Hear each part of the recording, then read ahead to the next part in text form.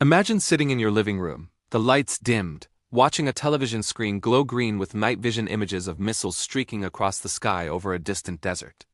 The names Baghdad, Kuwait, and Desert Storm echo through every news broadcast.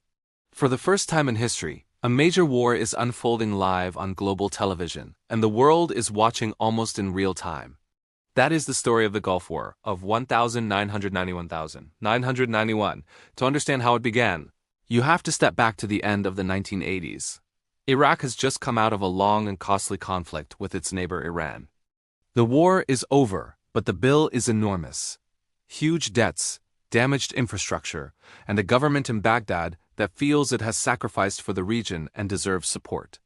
Iraq owes large sums of money to several countries, including Kuwait, and its leader believes that low oil prices and financial pressure are holding the country down at the very moment it needs help to recover.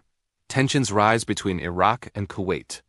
Iraqi leaders accuse Kuwait of producing too much oil, driving prices down and harming Iraq's economy.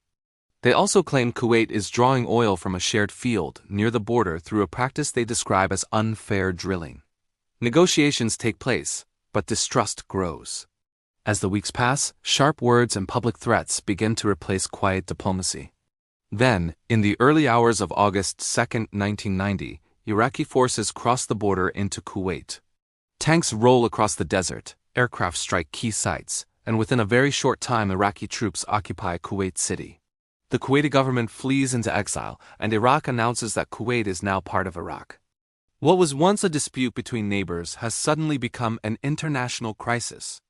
Around the world, the reaction is swift. The United Nations Security Council condemns the invasion and demands that Iraq withdraw from Kuwait. Economic sanctions are imposed in an attempt to pressure Baghdad to reverse course. But Iraqi forces stay in place, and the leadership in Iraq insists that the annexation is permanent. The question facing the world becomes clear. Will this invasion be accepted, or will other nations act to push Iraqi forces out?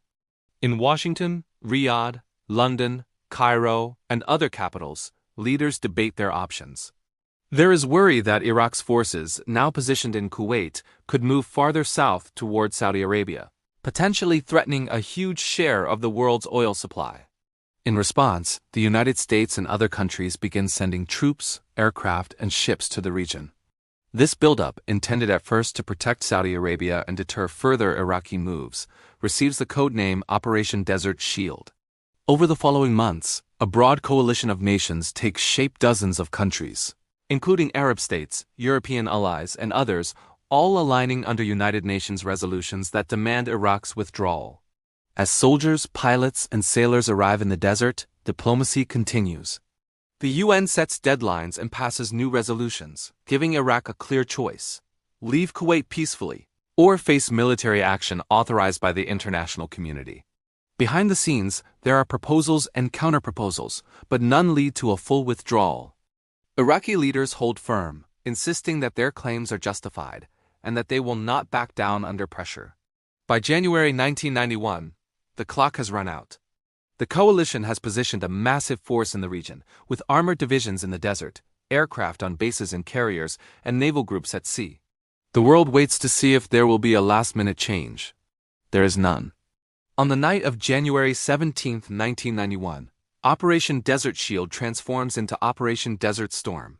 The war begins with a large air campaign designed to weaken Iraq's ability to fight and to prepare the way for any ground attack that might follow. Television audiences see briefings showing computer-like images of guided bombs striking targets. Coalition aircraft fly thousands of missions, aiming at command centers, air defenses, airfields, and military units. This heavy focus on air power reflects years of new technology and planning. Leaders hope that by using precise strikes they can limit the length of the conflict and reduce risks to their own forces. For weeks, the air campaign continues, day and night, gradually wearing down Iraq's military capabilities. Iraq responds in several ways. One of the most visible is the launching of missiles toward Israel and Saudi Arabia. The intent is not only to strike targets, but also to provoke a reaction that might split the coalition, particularly the Arab states aligned against Iraq. Israeli cities hear sirens and see images of incoming missiles on the news. Patriot missile batteries are deployed to intercept some of these attacks. Under heavy diplomatic pressure, Israel chooses not to respond with its own strikes, and the coalition remains together. Inside Kuwait, Iraqi forces dig in, building defensive lines across the desert. At the same time, they carry out actions that will leave a deep mark on the environment and the economy for years to come, including damaging or setting fire to many of Kuwait's oil wells as the conflict progresses. Dark smoke and burning fields will later become some of the most haunting images of the war's aftermath. As the air campaign continues into February, coalition planners prepare for the next phase, a ground offensive to liberate Kuwait. The plan, shaped by military leaders and refined over months, is based on speed and maneuver. Instead of attacking only straight into Kuwait's most heavily defended positions, much of the coalition ground force will swing wide through the desert, striking Iraqi units from the flank and cutting off their routes of retreat. On February 24, 1991, the ground war begins. Coalition units move forward from Saudi Arabia into Kuwait and southern Iraq. In 4 intense days of fighting, they break through Iraqi defenses, move rapidly across the desert, and advance on key objectives. Armored formations engage Iraqi forces in large battles that demonstrate just how much technology and training have changed modern warfare. Many Iraqi units, worn down by weeks of air attacks, surrender or withdraw rather than fight to the last man. In Kuwait City, residents see coalition forces arrive and the end of direct Iraqi control. For Kuwait, liberation means not only relief from occupation, but also the beginning of a long process of rebuilding. For Iraqi soldiers on the retreat, the situation is chaotic and dangerous. As they pull back along highways toward Iraq, coalition aircraft strike columns of vehicles and equipment, leaving long stretches of damaged armor and trucks behind. Images of these destroyed convoys, scattered across the road, become some of the most powerful and debated visuals of the war. Then, as quickly as it began, the ground war ends. After only about 100 hours of ground combat, coalition leaders announce that their main objectives have been achieved. Kuwait has been liberated, Iraq's forces in the area have been largely pushed back, and the coalition stops its advance rather than drive on to Baghdad. A ceasefire is declared, and attention turns to the terms Iraq must accept in order for the ceasefire to hold. In the agreements that follow, Iraq accepts a range of conditions, including recognition of Kuwait's borders, the establishment of monitored zones along the frontier, and limitations and inspections related to certain weapons. The United Nations maintains sanctions to ensure compliance, and inspectors are tasked with checking sites and facilities. For many people in Iraq, the war is followed by years of economic hardship and restrictions as a result of these measures. For the coalition countries, the Gulf War is often portrayed as a clear and limited operation, a broad international effort, backed by UN resolutions, with specific goals that are achieved in a relatively short time. Military planners point to the conflict as a demonstration of new technology, joint operations, and the value of international cooperation. Many leaders present the war as an example of how aggression can be pushed back by collective action. But the legacy of the conflict is more complex. For Kuwait, the war leaves scars on its cities, its economy, and its environment, but also confirms strong ties with the countries that helped restore its independence.